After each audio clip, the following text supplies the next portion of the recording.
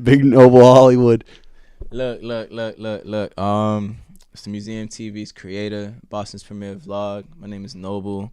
This is my golden hour right here, man. I need y'all to stick in, man. You know what I'm saying? We got a lot of great topics for y'all. Just stick in, man. It's the golden hour for real, man. And he gets the editing process. I get it. You get it, right? I'm You know put at the front and the end. Of course. Like, you know what I'm saying? It's all production and shit.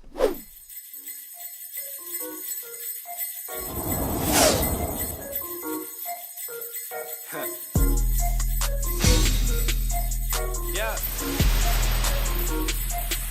I got it. Shorty gave me time for the culture.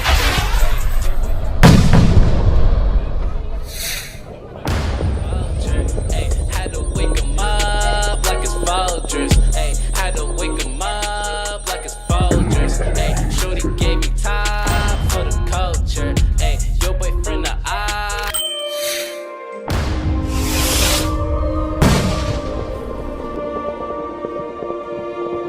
Steve just dipped. And I was going to say, yo, Steve, come in front of the camera and give me... Oh, he's got a phone call. But listen, He DJs. Oh, that's what was hitting him up, like a booking agent or something? Yeah. He got a gig later, but go ahead. I'm sorry. No worries, bro. I haven't been more excited for an episode in terms of having an intellectual talk. Just pure intellect, because I know you're an intellectual-ass dude. Yeah. About pure growth in the city. There's no one, I think, based on what I can tell, who has a better sense of, like, why things have grown, how they've shifted. And on top of that, someone who's, like, helped this happen. I think a lot of people don't get is, like, your platform. It's not glamorous to have a platform, but, like, without your platform, there would be no voice. Yeah. Past 4 years. Nah, fact though. And so, shout out to my guy Noble. Thank you for coming, bro. Appreciate you, broski. Appreciate you for having me, bro. You know, like, appreciate what Golden Day is doing for the culture, bro. So, you know, like, I really have zero issues being here, bro. And so museum is now 5 years old. 5 years, February 1st, officially. You know what I mean? Yeah, bro. That's dope, bro. Yeah, bro. 5 years, bro. Like, just looking back is honestly crazy. How did it start initially? I graduated college. Where? LaSalle College out in Newton. Where? Graduated college, bro. Wasn't finding a job. Honestly, graduated cum laude with cum laude honors, bro. A triple minor in math, communications, and law and business with a marketing major. And I still had trouble finding a job. So at that point in time, I'm like, yo, you know, it ain't me. You know what I'm saying? Like, so at that point in time, I realized what the game really was. Like, you know, like I had a few books that I read that really just kind of changed my mindset. And the actual space that people see was actually conjured before the idea of the actual museum TV came around. You're talking about with the other frames and stuff? Yeah, the frames and stuff like that, you feel? So it's like, all right, I was already in the museum. I was already within my idea and didn't know. You know what I'm saying? Until one day an epiphany just kind of just hit me over the head, and it was like, all right, I have all these pictures inside of these frames that represent my life, because that's what it was prior to the logos that you see now. And if you guys have seen it, it's like specifically designed in a way where it's like there's a layout. Yeah. Okay. Word. So at that point in time, I told myself, I'm like, look, like, you know, these can't be the only pictures that represent my life, because all those pictures represented my life. We started off as a photo contest, paying people $50, $100 to literally just to Google pictures for us. You know what I'm saying? But at the same time, while we were doing that, it's like, look, we're building this platform just to help what's going on here. And we were bringing in, you know, people from within the culture. So over time. Oh, so you're saying initially the frames were empty? They were.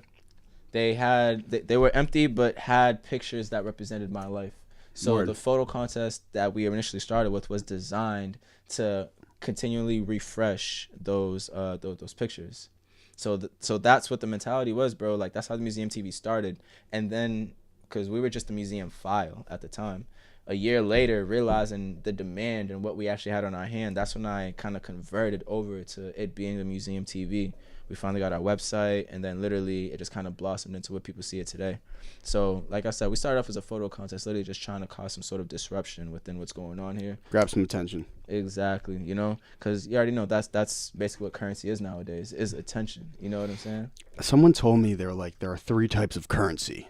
And he didn't finish his sentence. It's actually someone who is integral in Boston music right now. But he was like, it's clout, content.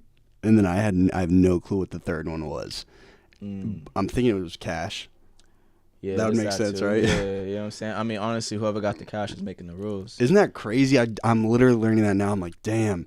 I think one main reason why Boston music hasn't moved is like an integral, like a very prevalent market is just because I don't think anyone's thrown real money at it.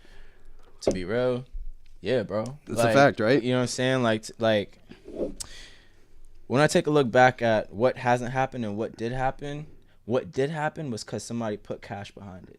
You see what I'm saying? I always hear people telling me what they want to do, this and that, and a lot of times I'm stuck just being like, yeah, bro, like I feel you, bro. You know what I'm saying? Because it's like, are you actually gonna put the money behind that? Are you actually gonna put the effort behind? You take the risk. You know what I'm saying? Are you gonna take the risk? You see what I'm saying? A lot of people want the risk, want the reward with no risk, bro. And this is not how it works. There's no growth without conflict, bro. Exactly. Yeah. There's zero growth without conflict. You know what I'm saying? So if you're looking to make more money, you gotta spend more money. You know what I'm saying? It's real simple, bro. To me, I feel like it's black and white. You know, like it's literally either you do it or you don't. You know what I mean? Like, and that's what it's been. Like, even when people ask me, "Oh, how did you, go for 5 years or whatever the case?" In my head, I'm like, "Yo, bro, to be quite honest, just did it." You know, don't overthink it. Exactly. Yeah, like, yeah. It's just how like most people, when you're sitting there telling them about your great achievement, because they didn't achieve it, they're not able to fathom it, bro. So that's not possible. That's not real. You're lying, whatever the case may be. But to somebody who might have done something similar to me, they're like, yo, I never thought about it that way. You're totally right. It's just like you telling somebody, oh, you can make money off YouTube, bro. But if they never made $1 off YouTube, they're not. They won't believe until they see it or experience it. So that's a part of it. And cash, again, is the hugest thing. I always say, like, yo, we're living in Boston. We got to understand our climate. We got to understand this environment, bro. You know what I mean? There's a lot of old money. Thank you, bro. There's They're finance money. Of old cash. And a lot of that old cash is stifling the new creativity. You know what I'm saying? Yes, and I think it's also an opportunity like, yo, make these really rich people like what's going on. Yeah. Let them see how they could opportunity. Let 100%. Them see how they could profit off of it, and then they'll funnel it into it. You know what I'm saying? 100%. But I'm gonna be honest with you, bro. I can't bank on that. That's a fact. You feel me? I can't bank on them ever seeing what the hell it was, because you already know when hip hop came around, everybody's condemning it, and now it's the #1 genre in the world. You feel me? So it's just like I'm not banking on other people's eyes opening. I'm just betting on myself. You know what I'm saying? I'm betting on people like you. I'm betting on the state. I'm betting on all my young homies that's literally just trying to do something. You feel me? I think one thing I'm learning is the only thing you can really count on is like the character of a person. You know what I'm saying? You can see if someone's like really going to get something done or someone's kind of just going to talk about it. And that's probably something you've seen like a plethora of times over 5 years. I just had like my boy, like we was just at this event earlier where I was speaking about building your own big platform. Noble Hollywood just had a big panel. Chill. But you'll say Brose came up to me telling me how his man's got a project that's coming out or is out, and in my head I'm like, all right, like that's what's up, like that's cool, you feel me? But like I always think that I might have potentially heard that before. You know what I'm saying? Like, what about your pitch is different that's going to make me like, you probably get 4 million emails, and your DMs are probably jammed, bro. I feel the same way. Like, you know what I mean? How do you filter it? How do I filter it? To be quite honest, I look at people that actually respect my process versus people that don't. You know what I'm saying? Because people that actually do respect my process, I'll more than likely want to work with them. Because Elaborate. What do you mean your process? Like, if I'm telling you to send me an email so that when I have time or when my team is communing to be able to review this material, but you're still just sending me a DM, you're still just like in the comments, you're still like just in my mentions talking about tagging me or just sending me just a simple link. He's pissed, he's frustrated, you feel me? But it's just like people don't respect other people's processes as creatives. You're sitting here talking about respect other people's processes, respect other people's work, but you don't respect. You don't actually respect it, like when it comes down to actually just like even with this, bro, how like we were scheduled plenty of times, right? You feel me? Yeah, thank you for allowing me. Of course, bro. It's literally all love, bro. It's all love. But like I'm literally just using it as an example. It's like, look, like how Golden Deer Productions moves, if I want to be working with Golden Deer Productions, bro, I have to respect how you moving. Yeah, exactly. If I'm gonna come into your bubble and legit just want to do what I want, it's gonna be conflict easily. You know what I'm saying? If I'm telling you like, nah, bro, let's move this around, let's go over there, whoop, whoop. Yeah. Now you're literally having to change up your whole process. Yeah, just like if I like showed up like high as fuck to the museum, the same shit. Like, you feel? Yeah. So it's just like, I mean, but that's just a matter of respect, though. Like it is, and it again, like I use the word respect a lot, bro. Mm-hmm. You know what I'm saying? Like, I was telling my mans, I'm like, yo, like I feel as though you shouldn't necessarily look towards what people might want. You need to look towards more so what people respect. You know what I mean? can you give me an example? An example of, let's just say, you know, somebody building a brand. Now, you're like, damn, like I really love this idea. Woo, woo. You put it out, and now nobody is even caring about it. Like, the fuck is this? Like, I can swear we good? Yeah, bro. Just Dropping F-bombs every episode. We're straight. Boom, boom, boom. But again, respecting your process. You feel me? But like, long story short, bro, it's like a brand. People get mad at people not necessarily respecting your brand or even interacting with your brand. You really got to realize, like, yo, was this brand even something that people can respect? You see what I'm saying? Well, they only respect it if it benefits them, correct? Exactly. When you look at, when you look at statistics and things like that of businesses that have grown, it's been businesses that were consumer based, consumer centric. You see what I'm saying? Consumer centric, literally everything. And like your blockbusters failed because they wasn't thinking about the actual person. You know what I'm saying? They weren't thinking about who was sitting in the stand. Yeah, exactly. They was caring about their fees. You know what I'm saying? Like we have this. You need to. You see what I'm saying? More the movie they wanted to make instead of what the audience is gonna enjoy. Exactly. Even look like an Amazon. Like Amazon became the world's biggest convenience store, bro. Because that's all Jeff Bezos wanted, bro. Like he legit thought about how can I make the most convenient store for people? How can I make life easier for the most amount of people? You see what I'm saying? Yeah. So how do you now navigate that? And this is something I've been wondering. Like, people want bullshit, bro. They want all the controversy and the bullshit. It's like I have a certain sense of integrity. Like, I don't want to be up here like poking the fire. Like, yo, I don't fuck with you. You don't fuck with me. Just trolling and shit. But that's what the internet, like, the people love that shit, bro. Yeah. So because it doesn't really seem like you've ever facilitated something like that. Nah. And the reason why, but we both know that, like, that's what the internet loves, bro. Yeah, 100%. I mean, look at Tekashi, bro. You feel me? Look at Adam 22. Look at Adam 22. You know, like how I move around that, bro, is legit. I want whatever I put out, I can respect it. You know what I mean? I can be okay with it being out. How I maneuver around it is just knowing that longevity is my goal. You know what I mean? Most people, they do these quick little things, and it's like, all right, now people know you for this, but it wasn't really you. Now you got to backtrack and do all this other stuff. I don't want to backtrack. And so you're naturally a patient person, you think? I wouldn't say that I'm patient. I'm just understanding. Okay. You know what I'm saying? Mm-hmm. Like, I don't think this game is fair at all. I just think that it's worth it. You know what I'm saying? That's why I'm in it. Mm-hmm. You know what I mean? I don't think it's fair. It's not a fair game. You know what I'm saying? But I know that it's worth it. You know what I mean? So that's how I kind of justify it. Because for me, like, I'm looking at it, bro, to be quite honest, like, yo, I want to be here 15 years from now. I want to be here 20 years from now. You know what I mean? Mm-hmm. After I do this viral moment, whatever the case, what am I doing after? You know what I'm saying? Yeah. You wanted, and you already have quite clearly, but you wanted to build a foundation in the right place. Yeah, like, my biggest thing, bro, was building a foundation that people can respect. So then when I actually start building on top of it, it's literally just going to be a building that people can, you know, just reference to and be like, yo, that was a good story. You know what I'm saying? Okay, so just quick, one thing I just got to send one text because they think they're coming here at 4:30, then I get in here till 5:30. So sorry, this is not meant to be disrespectful. Nah, you good, bro. All good.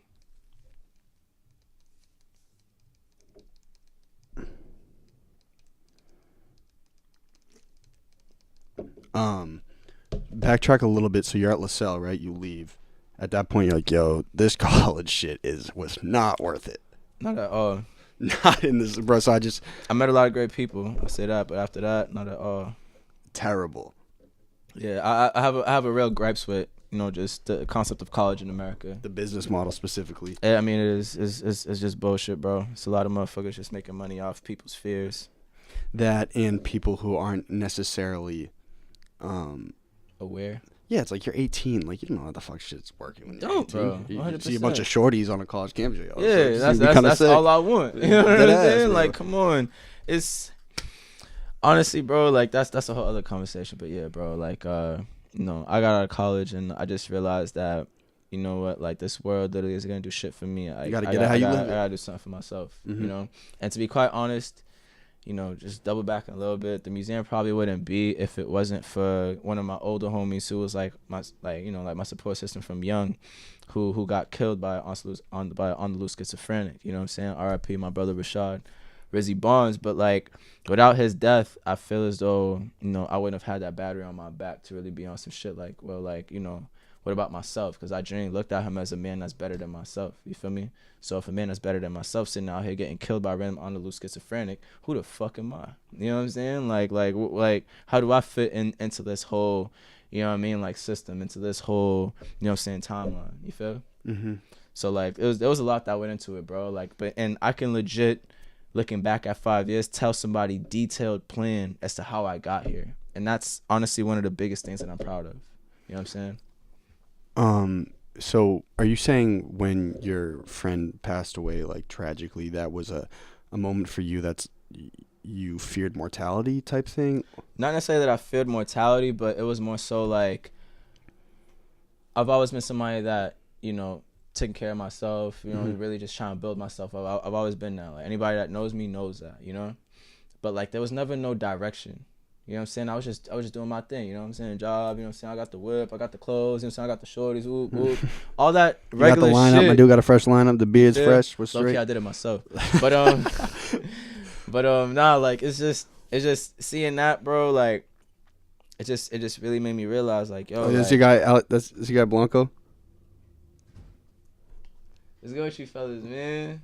My God, boy, my God. No. 1 million. 1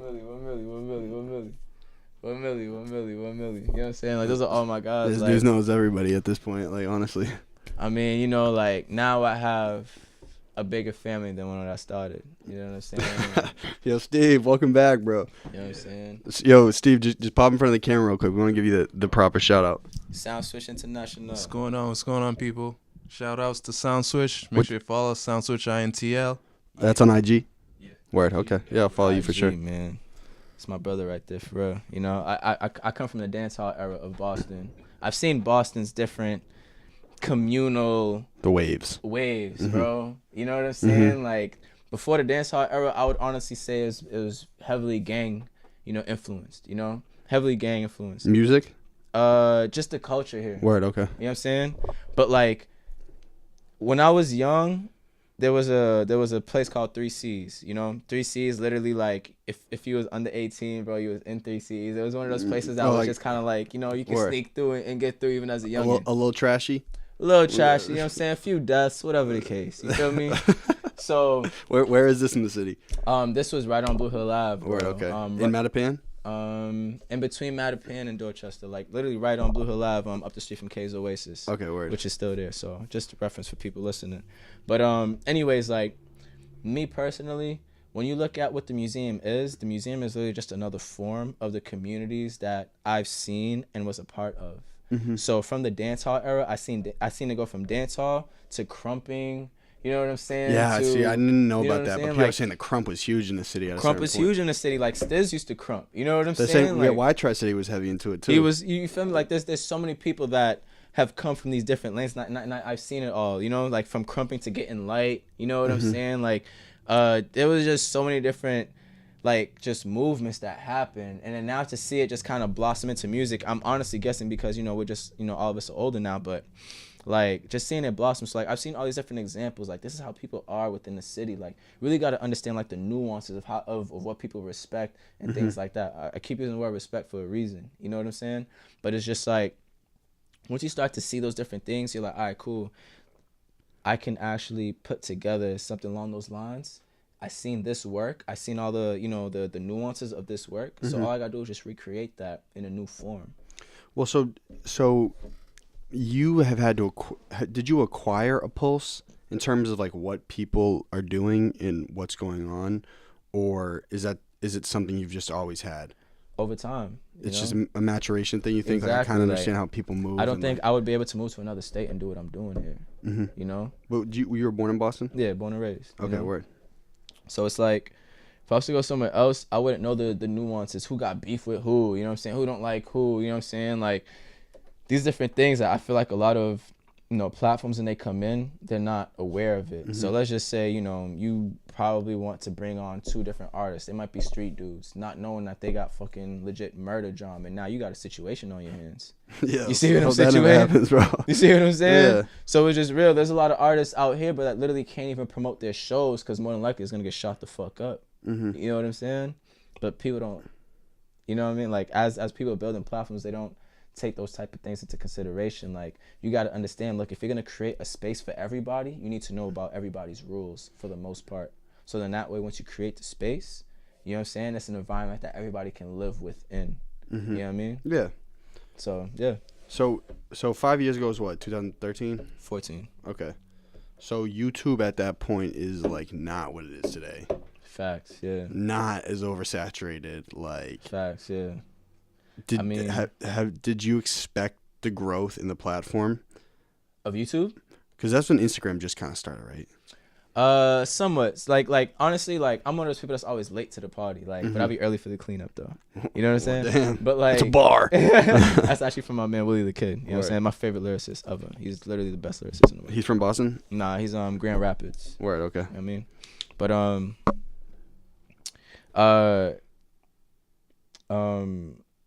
what was your question, bro? I'm sorry. I said, did you expect the evolution of YouTube and Instagram? Instagram? Nah, not at all. Like, even like right now, one of my biggest problems has been, I want, to continue to spread the stories of Boston and Massachusetts, but I also want to be able to spread stories from outside so that we can have people on the outside coming in to respect what we got going on here, because there's a space for them within it.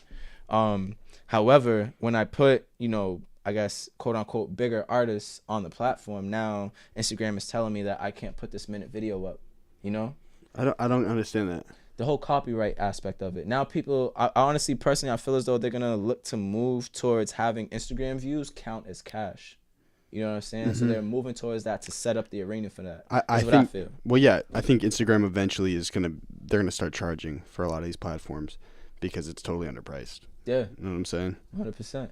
And it's being abused. You know what I'm saying? Oh, yeah, you see so much shit daily. You see so much retarded, nothing that literally doesn't have to be there. I know. Like, but anybody can do it. But anybody can do it. So it's like you can't even be mad. That's the other side of the coin, But I mean, you've probably developed it. You've developed it to a point where like people are still gonna appreciate what you're putting up.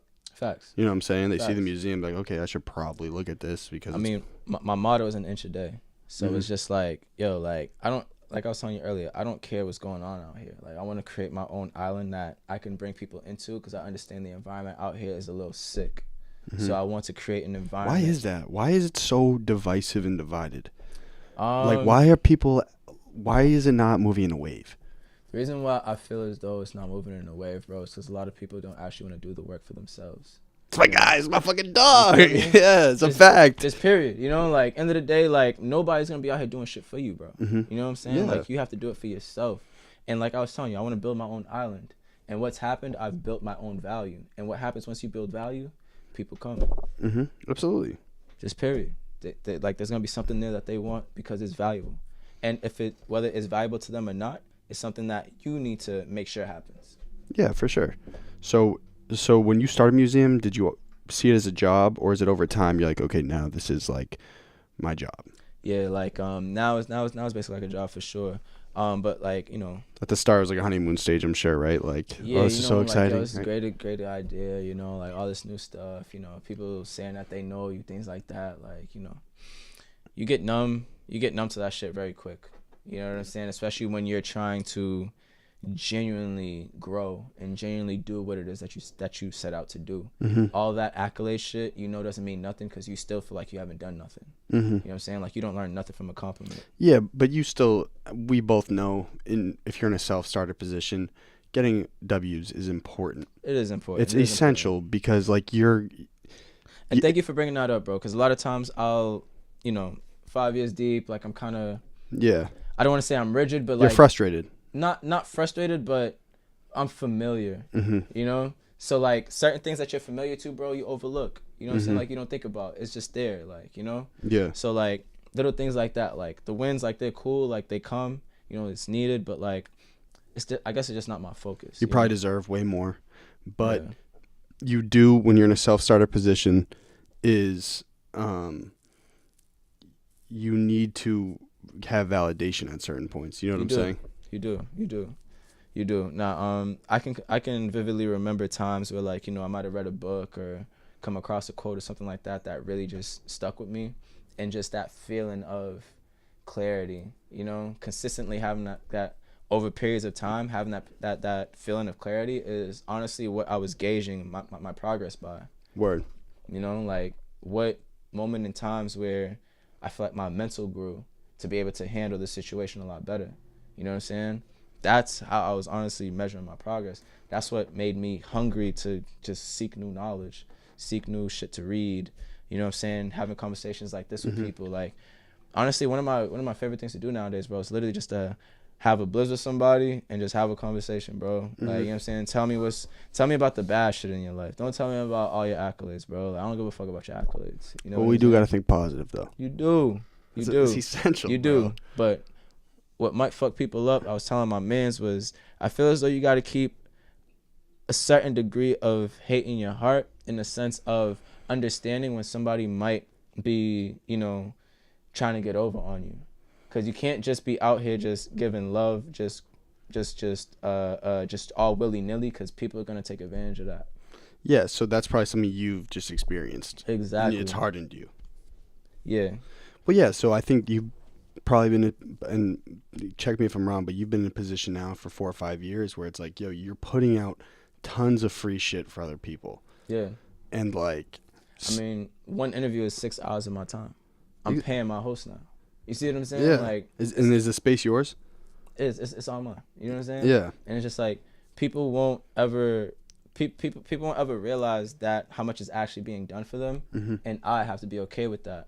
So with me being okay with that, I have to, guide how that love is being, spread. Like, you really have to be selective with where the love goes. You see what I'm saying? You got to give out love in order to receive any. You see what I'm saying? But you got to be selective about where love goes. And you got to make sure that it's actually going to be as efficient as possible for you where that love goes as well. So is your perspective, this is developed through L's you've taken, you think? Or like? Yeah, because I'm okay with taking L's so that I can learn quicker. You know what I'm saying?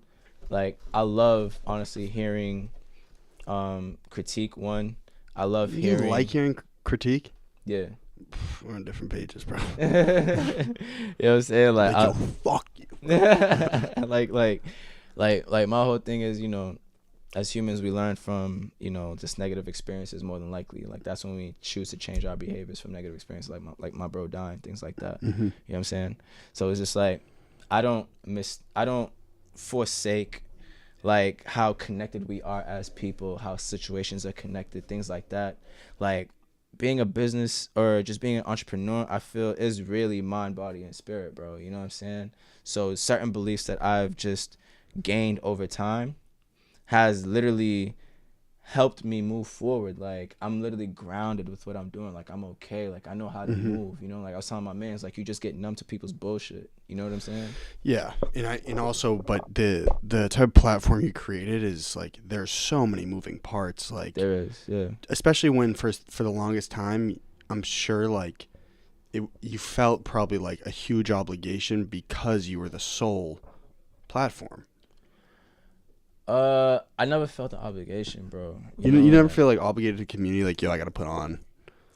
Honestly, like I said, when I started, I told myself that I was gonna help And that's literally all. Whether people respected it or not, that wasn't my issue. People are gonna tell me whether they respected it or not. You see what I'm saying? What my issue was actually doing the platform, being consistent with it, and actually keeping up the promise that I'm you know, promising to people. You know, it's just how essential is consistency, do you think, to the growth of it?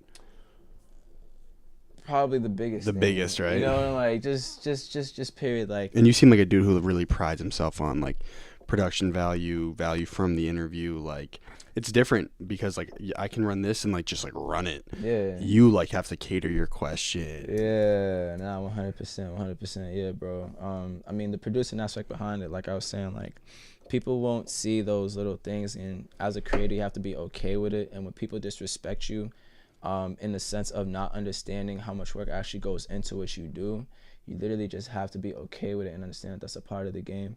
So things like that, like I don't fret over, like I don't, you know what I mean? Like again, like I've just honestly just gotten numb to people's bullshit a lot, bro. You know what I mean?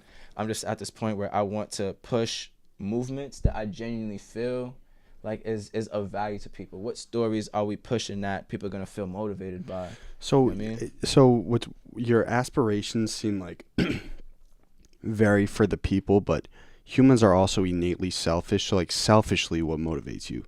The fact that I know if I do this well, I'm gonna be good too. Okay, word. Yeah, I feel you. You feel me? Yeah, it's like I'm gonna build a big fucking platform. You know, I'm gonna have a lot of attention. Type like, yeah. People reach out to me all the time now for video work and picture work, not because I'm this great photographer, because they know you, because they know me. Yeah, you see what I'm saying? Because they see my consistent work. You see what I'm saying? So you do all the video work for museum, editing and video work. What do you edit in Final Cut? Nah, Premiere Pro. Premiere Pro. It's like a spaceship, bro. Well, the reason why is I'm able to communicate with other computers. I'm able to communicate with other editors. I could send you my product and you could work on it. You know what I'm saying? Oh, like, word, okay. As of recent, I've been paying people to edit things for me. Just because it's such a monotonous process. Are you sick of it or do you like it still? Like I was saying earlier, I don't do what I want. I do what it takes. You know what I'm saying? Like, so I hate editing. I hate its guts, bro. You know terrible. It sucks. Terrible. Anyone who watches this, anybody, you know, it sucks. But end of the day, you got to do it. That's the only way a video's gonna get off. You feel need me? To edit, bro. It's literally it. Like you telling me, damn, you don't want to edit, bro. Where it's like, all right, cool. You're also telling me that you don't want to do what the fuck you want to do. Exactly. It's just like a bitch, man. Oh wow. That's fucking crazy. Big Gio. What's the word? Wow. That's rocks. I had her up here too. She's cool as fuck. Yeah, we went to school together. That's my G. Was that Snowden? No, I went to Latin Academy. Oh, BLA. Yeah. That's where Chi went too, right? Yeah. That's it. Word. Who? Chi. She might be. She's probably a little bit younger than. Yeah, she might be a little younger. Yeah. Word. You know, so I graduated 09. So, yeah, I think that's also interesting. So, and feel free. You don't have to answer this if you don't want to. But how have you monetized your platform? Honestly, I'm gonna say this quote from one of my biggest inspirations, honestly, and that's Nipsey Hussle. During one of his songs, he says, "There's way more profit in these clothes. That's why I give away this music and make double back in shows." Right? Events. Is that what I'm getting at? Exactly. Events. That's what the bread's at, bro. But like, you know, like we haven't actually thrown any events, bro. Mm-hmm. Like there hasn't been a museum branded like. Oh, you know what's gonna happen when you do that? You gotta do it. It'd be big as fuck. We building. Yeah, okay. You know what I'm saying? You've been thinking. Bro. We building. But like I'm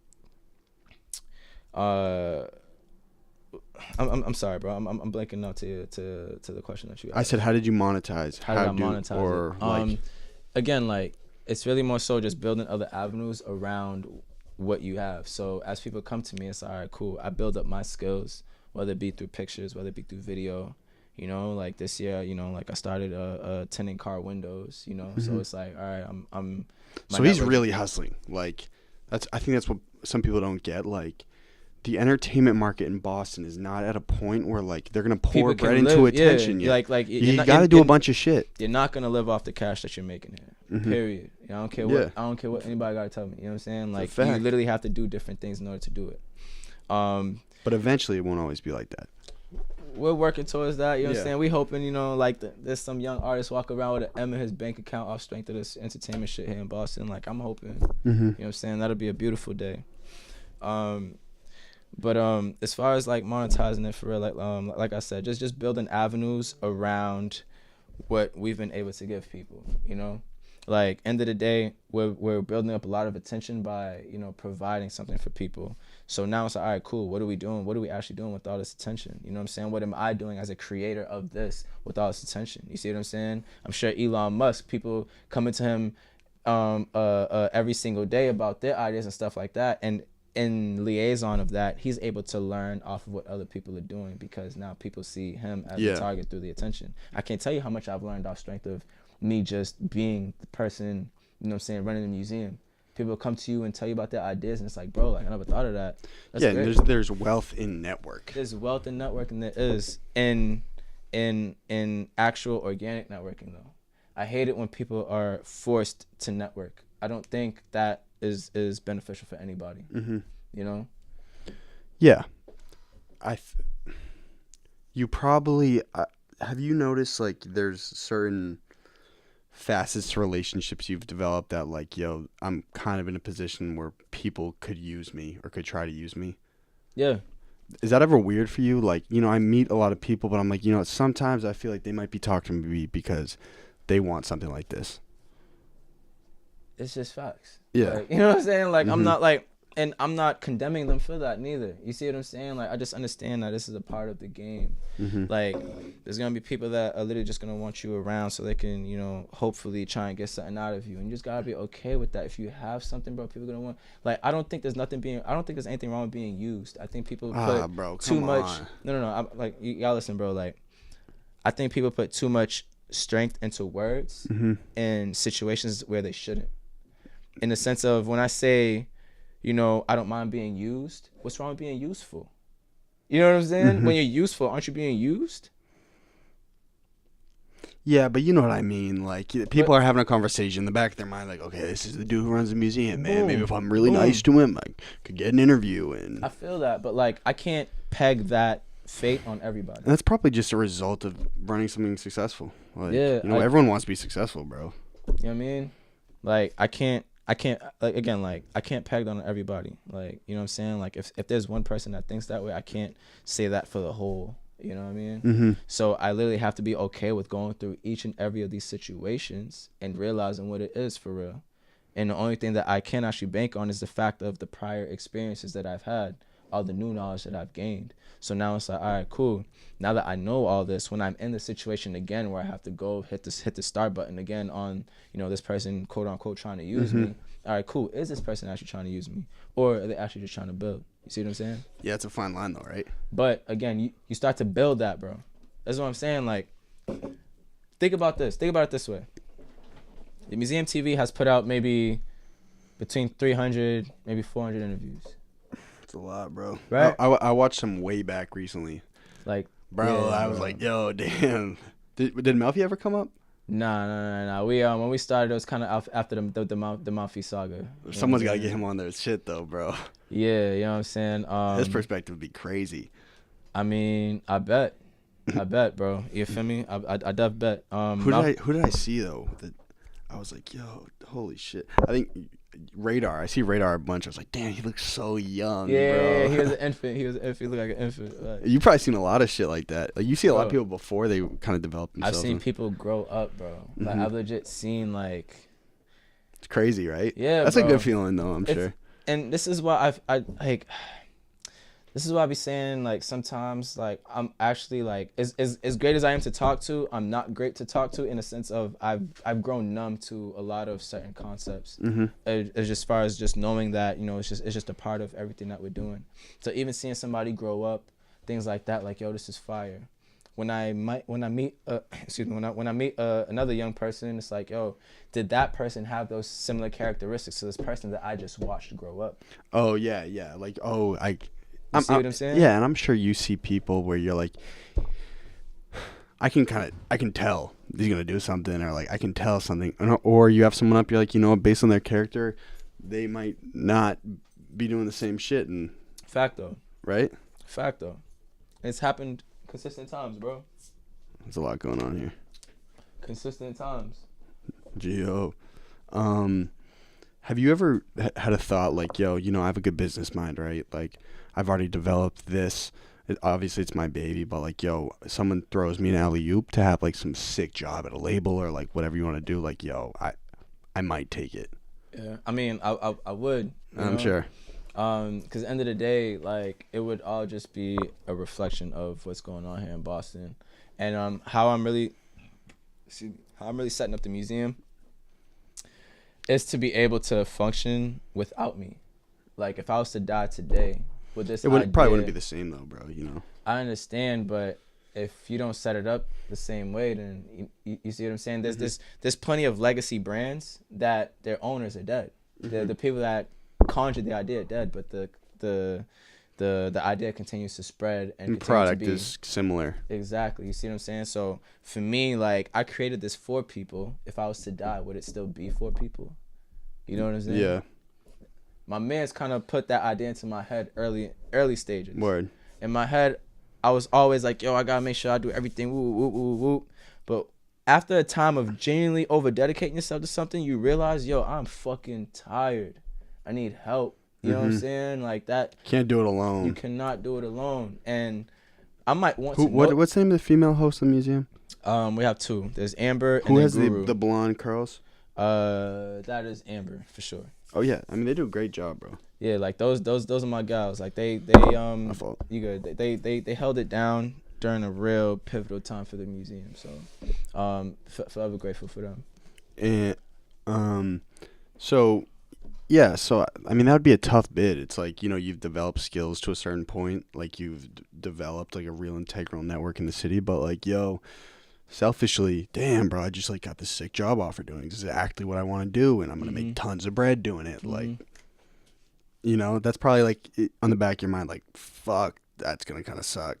Yeah, because you know it could happen like 5-6 months, bro. It easily could. Like, and I'm again, like, I'm just trying to set it up where I'll always have a finger in what's going on as long as I'm breathing. You know what I mean? Yeah, I feel you. So, did you grow up in Mattapan? No, I grew up in Roxbury. Word, okay. I grew up in Roxbury. I live in JP now. I didn't.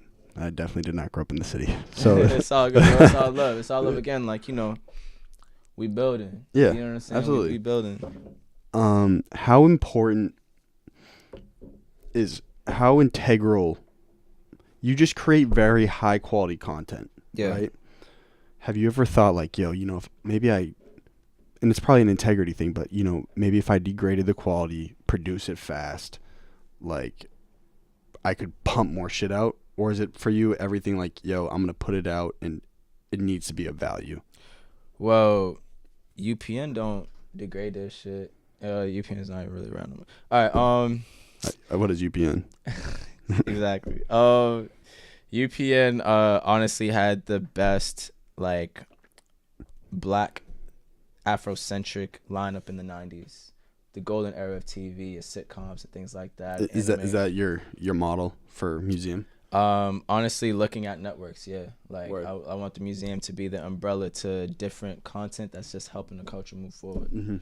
And that's really what these networks are, but obviously they're just a little bit more profit driven. You know what I'm saying? Yeah, for sure. But, you know, it is what it is. But at the end of the day, like, their models is really what helped me kind of conjure the museum. Like the UPN or like your Fox, your CWs, you know, CNN, like CNNs, like they're the umbrella to all the shit going on underneath it. You know what I'm saying? Yeah. So the museum, the umbrella, then you got your boombox basements, your interviews, your music videos, your events. Yeah. So how has that shifted in terms of what? First off, this is not supposed to be rude, but what is Black Cotton Club? The Black Cotton Club is an event series that my homegirl Priscilla created. And it's really more so like a jam session just to really, create a space for artists and entrepreneurs to just kind of come together and just jam out together, you know? Like, it's really a free-spirited thing. Like, I love being there because there's always a lot of great vibes. And I honestly feel the community that they've built is a great example for people to see within this culture. Like, look, like, people are here. They're just working together. It's not... You know what I'm saying? Incentive-based, nothing like people are just really just working together and loving each other. Like, they actually know each other. Like, they're just jamming together, you know? and obviously, you know, we're all trying to build ourselves up monetarily, all that good stuff. But end of the day, a lot of, even looking at like hip hop back in like when it was first being conjured, it was literally just people doing what they loved until somebody was like, yo, like, we can make cash off this. Like, you know what I'm saying? Yeah, for sure. The attention's there. Like, so that's really what, like, I'm not saying the Black Cotton Club is exactly that, but the Black Cotton Club is a space for people to just kind of get together and just commune, and honestly one of the best ways that I've seen in the city. Have you had a favorite interview that you've done or produced? And don't be like, yeah, Joyner Lucas, because, like, I mean, obviously he's the biggest and shit, yeah, but, like, honestly, you're gonna say Joyner? no, I'm not gonna say Joyner. I'm honest, and you know, not to say it that way, you know what I'm saying, but like, I fuck with Joyner. E-Dub was my man, you know what I'm saying? That's love. But honestly, my favorite interview was with Jay Critch. Word. And the reason why I say with Jay Critch is because we've had certain artists that we've championed before they actually blew up. I can say Kodak Black for sure. We brought Kodak to Boston. Like, people. Well, I didn't know that. Is that online still?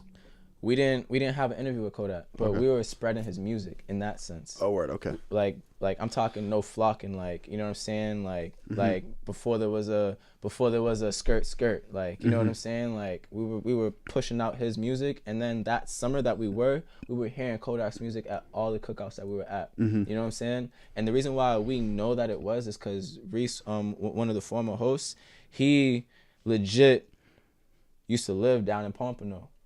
So when we started the Museum TV, it was like, yo, you know what I'm saying? Like, what's going on down there? Because we're trying to spread, you know what I'm saying, what's going on. And they're telling him Kodak. So then we start spreading Kodak music. And then, oh shit, this dude starts blowing up out of nowhere. When was this, like 15? Bro, this is like 2015 exactly. Like, Sticking, like moving, and I skirt. You know, even Skrilla. You know what I'm saying? Yeah. Like, when Skrilla came out, like, all these things, like. The trendsetter. Yes, Museum bro. trendsetter. But it went from Kodak Black. And then people was like, because people were seeing us speaking from it, and then they actually seen the rise. And then came a Jay Critch. Speaking for Jay Critch, because we know his older brother. This is really, really kind of, you know, close ties.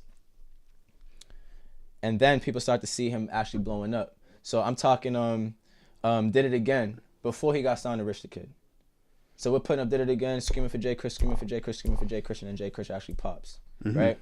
We didn't have the chance to actually interview Kodak the first time we went through that cycle, but we actually did have the chance to interview Jay Critch.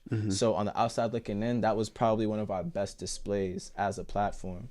Seeing, claiming that this guy was gonna blow up, and then he actually blew up, and then we actually got the interview with him. So it was a great display. What about Boston specifically? I would say, honestly, Joyner, and only like, and like, I guess I'll say Massachusetts, because there's gonna be people that's gonna be tight at me saying, you know, he's from Boston. There's a you know big debate right now. You feel me? But I would say Joyner because of how it happened. It was organic. I was at work working for Virgin America at the time, and he was doing promo within the city. Like, this was a little, like, slightly after Ross Cappuccioni came out. You know what I'm saying? For reference, that's the video where he raps from, like, the perspective of a school shooter. Yeah, and then the victim. And then yep. And the video is like a POV, is like blood on the ground and shit, right? Exactly. Okay. He was one of the people that really kind of popularized the whole POV style in this state. Yeah, that shit was sick. He does a dope job with his music videos, bro. Like Grammy nominated. Shout out to Ben Pro too. Not whole camp. But the reason why I say Joyner again, bro, is because legit he was just tweeting about how he wanted to connect within Boston, because Joyner did make real strides to try to connect with Boston. It's just, you know what I'm saying, just never really felt the love. Yeah, bro, you know what I'm saying, he didn't feel the love that he wanted to feel, and it is what it is, you know, it's a part of the game. Like, keep it a buck though. It's like, you probably should have embraced this guy, man. Like, I mean, I'm not saying you, I'm just saying the city. Yeah, I mean, but like, it's people, bro. Like, you know what I'm saying? Like, it's just how people are. Like, yeah, but everyone's just like, mind you, I mean, you've been doing this longer, and I don't know if it's shifted, but like, it's just, why don't we just show some love, bro? Like, it's. When did Boston really pop? You know, mind you, I'm not a music analyst. Yeah. But wasn't it when Cousin Stiz moved with like an army and they all like were kind of glowing up, bro? I mean, to be quite honest, that was the last real big hurrah. That's what I'm saying, and they moved as a wave, right? Yeah. Like, why are people not doing it? It worked. Yeah, but you gotta understand how many parts went into that, into Stiz's boom, bro. You know what I'm saying? Yeah, you probably know more than I do. I'm seeing him from the outside, so. Yeah, and it's not to, like, this is why I say, like, I don't look to downplay what happened because I'm so familiar with it. You know what I'm saying? Like, I've seen Geo from, like, you know what I'm saying? Like, it's just when it comes to, like, movements, a lot of people, since there hasn't been real examples to be able to kind of model after, when the model. you see what I'm saying? Yeah, you need a you need reference. some sort of a reference, bro. You know, 100%. there's a lot of people that get into music simply just to make money. They don't even look at the history of things. And I'm a huge believer in, if you don't know where something came from, you probably don't know where it's going. You know what I'm saying? So it's just like, now I feel as though there's more artists that literally just kind of looking at the history of things, respecting things for where they've come from, and respecting how they need to move to get to where they need to go. Think about New York, think about LA, and how ingrained it is with the music artists coming up, like, yo, I can actually make it here. Everyone keeps saying that. Think about Atlanta. Think about New York. I'm tired of hearing that conversation, bro. You're pissed. You know what I'm saying? Yeah. In the sense of, you're going to sit there and tell me there's no support in Boston. Like, that's not the same shit everywhere. You're going to sit there and tell me, oh, people are hating. Like, it's not the same shit everywhere. Just stop. You're going to sit there and tell me there's only haters in Boston? I mean, I don't. Yeah, exactly. You know what I'm saying? Like, at what point in time does actual logic come into play? Well, when. It's just, from what I've seen, mind you, I'm not a millionaire or anything like that, but some of my wins is just like, yo, why don't you just work hard? Just show love. Broski, to be quite honest with you, I've gotten to a point where I can bet on myself doing the work, and again, creating my own island. Yeah. But I can't bet on the next doing the work. Exactly, but that's just all you can do, right? It's all you can do. And again, but that's valuable that you know that, bro. Right? You see what I'm saying? Even like you coming to me, bro. Like, and you know, this isn't to my own horn, but you're looking at the museum as an example to a certain, like, even if it was just the 1 degree of what you're doing. You see what I'm saying? No, for sure. And it's just like, I mean, before this started, the only reference I had in terms of people like creating content, and mind you, to be honest, music is never really been my focus, so it's a little bit different. But like, the only reference was the museum. You know what I'm saying? Like, when I threw a show this summer, the only place I could really email in the city saying like, yo, I would like to talk to you is the museum. You know? I mean, you're in all essences in terms of Boston, a gatekeeper. Make me smile a little bit. Come on, it's a compliment, bro. I hate hearing that type of shit, Conor, bro, because, like, no lie, I'm just genuinely trying to do my shit, bro. And, like, I always have my homies, yo. Like, I appreciate you. I always have my homies trying to tell me to, you know what I'm saying? Like, sometimes you gotta swing your ego a little, bro, right? You know what I'm saying? Like, swing your like dick, that, bro. You feel me? Like, I'm a fucking museum. Yeah, you feel it's me? me. But, like, what I know is, like, all the puffing up ain't what got me here. You know what I mean? Yeah, but it feels good, bro. It do feel good, Conor, bro. Like, don't get me wrong, bro. I'm not, you know, like, putting it down, broski. But, like, end of the day, I want to be here 5 years from now, bro. And I want to make sure that from today and 5 years from now, bro, people respect, you know what I'm saying, that spin. Yeah, sorry. You could use some of my fault, bro. Usually I do it. Is that thoughts? Is that you, bro? Sorry, my fault, bro. Oh, you good, bro. Happens a lot. That's the smoking room. No worries. Yeah, bro. I mean, so here's a question. Are you 5 years ago when you saw Boston music? This is, I'm assuming, 2014, so it's not before the Stiz wave. Yeah, it's like right or during. What's crazy, bro, is because I was so engulfed in what I was doing, I didn't realize how many things started really, really at the same time, damn near. Looking back, like, Stiz's wave really, really hit a little bit after we started. Geo wasn't necessarily, like, Geo, I felt like... Was it a couple, like, 6-7 months after Stiz? For the same time? I honestly don't want to speak to their timeline, bro, because, like, they've been doing a lot, you know what I'm saying? Yeah, for like, sure. Intermingling and shit like that, but I don't want to speak to the timeline, but what I do know is, like, a lot of real legitimate movements in the city honestly happened all at the same time. You know what I mean? Like, I felt as though I was hearing about Dutch Rebel for a while, but come to realize, like, she didn't, like, really put her foot on the gas the way she wanted to, bro, right around the time until we started. Like, no funny shit. Like, there's just so many different movements that contributed to, honestly, our success. To be real with you, like, you know, without a Stiz, without a Geo, without these examples, bro, without the model, bro, there would be no museum. You know what I mean? But yeah, it's inverse though too. It's like It is. You know, it goes both ways. It does. Just like there 100%. would be no Cousin Stiz without the Middle East upstairs, bro. You know, it's everyone plays your part. Yeah, you know everybody does play their part for sure. And I'm not saying the museum has made anybody. You know what I'm saying? But you've been there at the start of a lot of shit. A lot of movements. You know, like I've seen a lot of movements come. I've seen a lot of movements go. So does Boston music excite you anymore?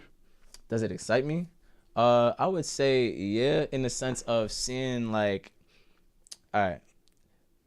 I feel like I'm a goody two shoes in a sense, bro. But like I'm honestly just whatever about it, bro. I literally just want to see better for people, bro. That's really my thing. What excites me is seeing my young homies, bro, do well. You know what I'm saying? And at this point in time, people doing well, I can confidently say that I had my finger somewhere in there. You know what I'm saying? Yeah, that's I can dope. be like, yo, like I was able to help him in some way, shape, or form. And I'll never look for that credit, you know what I'm saying? Because you just got to do good deeds, bro, and just let that be a good deed. Yeah, but you want credit, bro. 100%. Yes, bro, but like there's this quote that when I was coming up, when you a real nigga, bro, you don't got to tell people that you're a real nigga, bro. People just fucking know. But sometimes you got to put your foot on someone's neck. If they're looking for that. But if people ain't looking for that, why am I going to put my foot on their neck? I feel you. I mean, but at the same time, like, I think. Well, actually, here's a totally inverse question. How frequently do you turn people down to get on the show? And how do you politic about it? Because I have so many people they want to, you know, everyone wants attention. We're both aware of this. Of course. I don't want to be the one to say, yo, like, you're whack, or like, yo, like, this isn't going to work. I'm not a music critic, but it's like. Over time, you're going to build a dialogue to be able to be okay with what you're telling people, but at the same time, knowing that you're not just killing their world. You know what I'm saying? Like, when I first started, like, you know, I'd be, I guess, quote unquote, just a little too open, and I would get stepped on for being too open. Being like in a positive way, or in a positive way, in the sense of, you know, leaving the door open just a little bit too open like, for somebody. Yo, bro, your music sucks, but I still love you, type shit. Exactly. You know what I'm saying? Like, in a sense, I didn't bro, say you are that trash, verbatim, broski, but like that's basically what it was. You know what I'm saying? But like over time, you start to realize, look, like as like internally, like I'm trying to build this platform, bro, but like I don't even respect. You know what I'm saying? Like, necessarily what this person got going on, or this movement, and I know people ain't even respecting it neither. So, like, why am I speaking for this? So, over time, like I said, bro, you just start to build a dialogue, whereas you're comfortable with telling somebody so that they can clearly understand, look, not now, but maybe later. Yeah, so he's on his political shit. I feel you. Feel me? Yeah, you gotta be, I mean, bro. you have to, because, again, you can't gauge somebody's emotions, bro. Like, and there's no like, good comes out of just like someone hitting you and being like, yo, it's never gonna happen, bro. It's like, that's a person at the end of the day, bro. Like, you know, they want to get up because they want to do well for themselves. I don't want to be disrespectful to people, bro. Yeah, I'm the like, same way, bro. You feel me, bro? Like, I don't want to be disrespectful to you, bro, but at the end of the day, I do need to protect what the fuck I'm building. Exactly. You know and what it's like, that's a weird thing. Like, for me, I'm like still not comfortable with it, but like, I don't like the fact that the success of a show is predicated on the value of your guests sometimes. Does that ever like come to you like, yo, this is like weird? I'll be honest with you, Conor. I've never wanted to deal with the event space within Boston because of all the bullshit that I know people go through. The internet allows me to do what the fuck I want. What? No, when I say a show, I mean like your interviews and stuff like that. It's like, because that's what drives traction and attention. Got you. I mean, it does suck, bro, but like I said, bro, it's just a part of the game, and there's rules to this game. And if you're not going to respect the rules, bro, you're going to fail. End of the day, people want to come to you for a certain value. And if you're not providing that value, whereas they're going to get something out of it, then you're simply going to fail, bro. It's like I was saying earlier, it's just real black and white. It's real black and white. Like, honestly, broski, what are we, episode 40?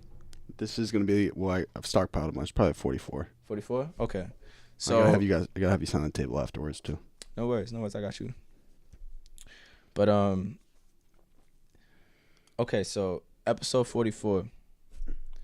How are people, you know what I'm saying, like gaining from listening to a Golden Hour Productions. You see what I'm saying? Like, what are they actually gonna get from this? Like, you really gotta be okay with that. Like, you gotta understand what people respect. If you understand people want to grow with their music, okay, cool. If that's what you respect, I need to put somebody in front of you that has grown with their music. You see what I'm saying? But selfishly, you know, I wanted to do a show so I could meet dudes like you and other people who are like moving and shaking in the city. You know what I'm saying? I mean, that's also like a great effect of like having some sort of thing that people can interact with. It's like, all right, cool. I can meet this mad smart dude who's like building something, and like I can come to a studio where it's like booming and shit. You know what I'm saying? Facts. But it's weird because it's a weird when your success, part of your success is predicated on the actions of somebody else. Yeah, I'm sure you've probably run into it. No, I see what you're saying. I mean, it is a little weird, bro, but to be quite honest, like I've said before, bro, like, I guess I've just really just internalized that it's just a part of the game, bro. I feel like your brain is like calloused. You know what I'm saying? You know what that means? What sense, bro? What sense? No, like you got calluses on your hands and shit like that. Yeah, so like when there's this dude named David Goggins, and when he says, he's like, yo, he's a psycho, so he did it purposely, but he's like, I just put myself through like bad situations, and it's just hardened me to this fucking mega beast. You know what I'm saying? Yeah. Do you feel like you've learned the most from L's? I mean, 100%, bro. Yeah. Like I said earlier, you don't learn shit from a compliment. Like, you know what I'm saying? Like, I'm not learning a damn thing from you telling me how great I am. You know what I'm saying? Like, I know how great I am, bro. You know what I'm saying? I know what I built. You know what I'm saying? And also, your name is Noble. You've been very noble. You hear this a bunch? Well, what's the truth, bro? I mean, it seems like you've never flexed or like, you know, but I think what people don't get is like the work that goes into something that you've built. You know what I'm saying? It's not a game. You feel me, bro? Step it on next, man. You feel me? It's not a game, Conor, bro. Like, what you build, bro, like, is really what's gonna be you, bro. Like, I guess I just have so much of a respect for the game and just you love it and growing as a person, bro, and just being an example that other people can actually build off of, bro. And no lie, bro, I'm really trying to make sure that, you know, people can get a lot from what we're talking about. You feel me? But end of the day, like, a lot of times people be their own barriers. You know what I mean? Like, you're literally stopping yourself. You limit yourself. Absolutely. You feel me? And like Brose was saying, there is a genius behind that, though. Because once you're used to that, when it comes up to you in such a trash situation, you're familiar with it. You're not going to panic. You're not going to have no anxiety. You're not going to have none of that. You're just going to know how to stable handle about it. Absolutely. You know what I'm saying? So there is a genius behind it, bro. And to be quite honest, I can somewhat say that I do the same, you know? So I don't mind trash situations because I know I learn more from a negative situation than a positive situation. You're sick. You don't mind trash situations, bro. What? Bro, because no one likes that, dude. My God. He's like, yo, I love when shit's bad, bro. That's just fire, bro.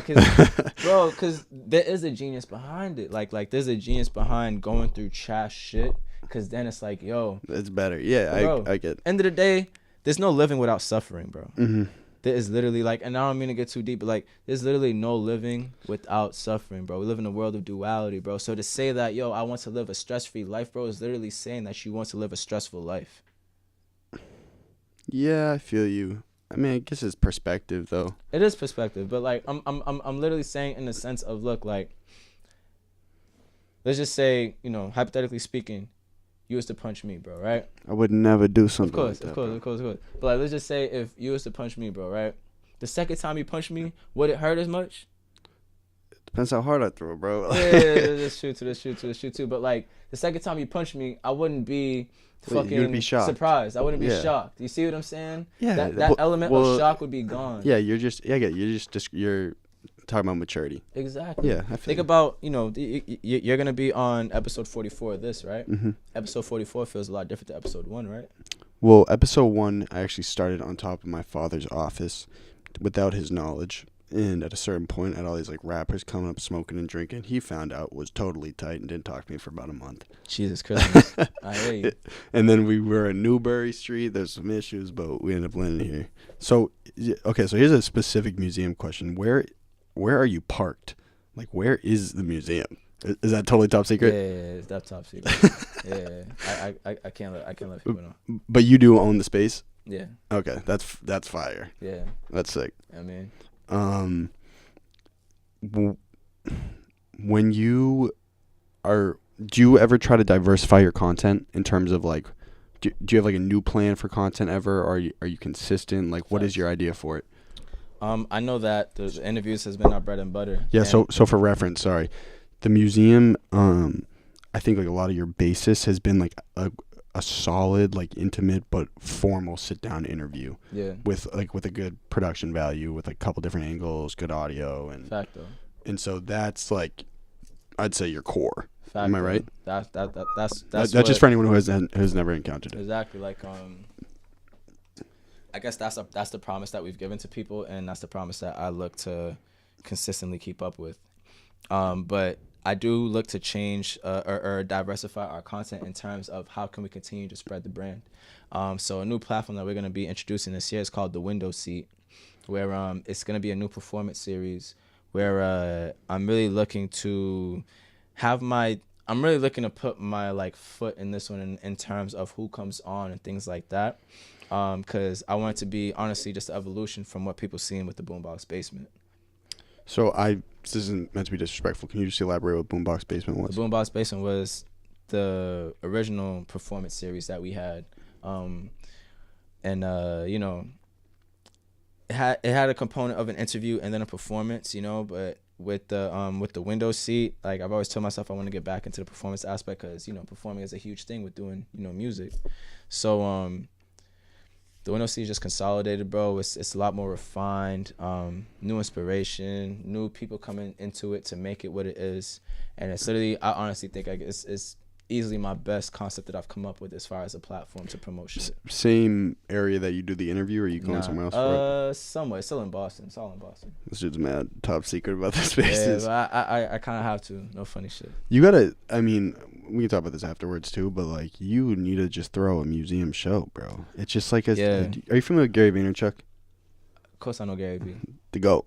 Yeah. He has this philosophy, right? Do those blue lights just turn on, or am I crazy? Nah, them shit's been there, bro. I'm losing my mind, bro. I don't know. It's like this conversation is so crazy, bro. That's a good comment, bro. I appreciate you, though. Yeah, 100%. He has this philosophy. It's like, yo, if you're doing shit for free for so long, the moment you sell something, you're gonna sell mad shit. Have you heard him say some stuff like that? It's like you're gonna just throw a mega show, bro. You know. To be quite honest, again, like I said earlier, like there's so much politics within like venues within Boston and things like that, and I respect people that, you know, consistently, you know what I'm saying, just continue to knock on that door. But for me, I want my brand to flow a lot more freely, because I feel like certain brands, like, they need that space and they have to deal with those politics, and like my heart goes out to You're not fucking with it. You just don't want to do all the bullshit. I don't want to deal with the bullshit, bro. Mm-hmm. You know what I'm saying? Because like, I know I'm going to come correct. I know I'm going to have my cash ready, and I know I'm going to have a solid lineup for us to promote. And for you to deny me, regardless, end of the day, like, you know, you don't owe me shit. You know what I'm saying? You don't got to do nothing for me. I understand that part aspect of it. But there really comes an aspect of it where it's like, yo, like, are we going to be helping the whole anytime soon? You know what I'm saying? Yeah, like, respect. I think it's a respect thing. Yeah. It's a respect thing, bro. And again, it's a certain point where it's like what you've created, and I mean, it sounds like you've had friction with venues. It's like it's a symbiotic relationship, because it's like you're kind of helping music in the city, and so is the venue, and they kind of overlap. They do. Like I said, bro, I'm trying to create my own island, and when the time this dude nobody's fucking with nobody. You know what I'm saying? Like, bro, like, I want to build an environment where people can actually be actually, you know what I'm saying? Like, it'll be a fruitful environment for people. You know what I'm saying? I can't speak for what other people are building. You know what I'm saying? But I know I'm trying to build something that's fruitful for people. So when it comes to dealing with these venues, you're not fucking with it. I'm not fucking with these venues, bro. Period. Like, I'm to a point where I want to own my own venue and then fucking be the competition that's what Dion, you know what I'm saying, from the Chefs was saying. Same shit. He's like, yo, you guys need your own venue. Make your own. Period. Like, I literally want to be the competition they never wanted, bro. What happened to Inner Sanctum? Does anyone know? codes and you know what I'm saying, just shit like. But that was like it was a great space for people. You know, like during its real inception, like it was a great space, bro. It's pretty big.